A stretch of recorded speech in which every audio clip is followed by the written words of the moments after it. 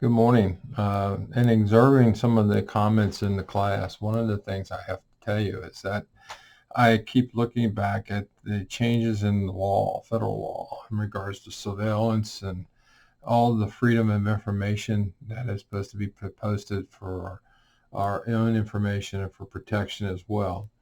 One of the questions that I have back to the class and back to Larry is the fact that at some point in time, we have to write the right law. And the law has been challenged in court many times. And the problem that we have here is that if we're going to protect ourselves in the sophisticated innovation world that we live in, then we have to be careful about what the next step is.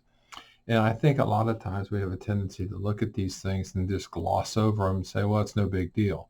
Well, it is a big deal because guess what? People are getting hurt. And access to information is even becoming more and more critical. Just look how many times the banks have got to change things because someone hacked into their system. And also look at your own work environment or school environment where people are constantly trying to insert themselves into data streams that are none of their business. So as we move forward in all this and we try to find a solution, one simple solution is that maybe sometimes no information is good information.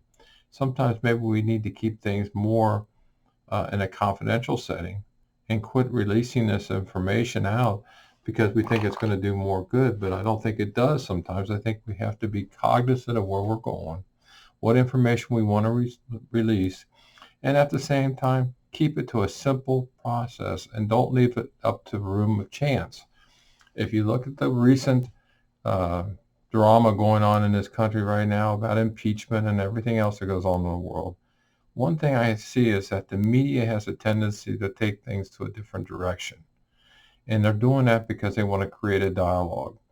Sometimes if the dialogue there isn't there, the media don't report it. And maybe that's what we should be looking at, how we can sensitize this information so that we can protect everyone, but at the same time, produce something that is concise and to the point so that it doesn't leave it up for chance as far as interpretation. Here are the facts. This is the way it is. The media can be our friend. It can be our strongest opponent. But I think we have to look at it from a standpoint that we have got to have a law that makes sense. And we're writing laws and we're trying to take things out of context and we're just digging a deeper hole for ourselves.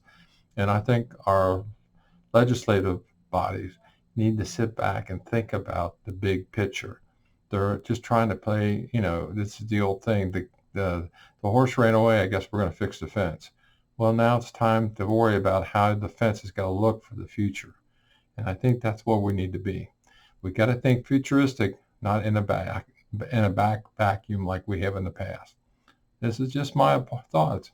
My name is BJ, and I'm sitting in on this class. And if you have any questions, call me.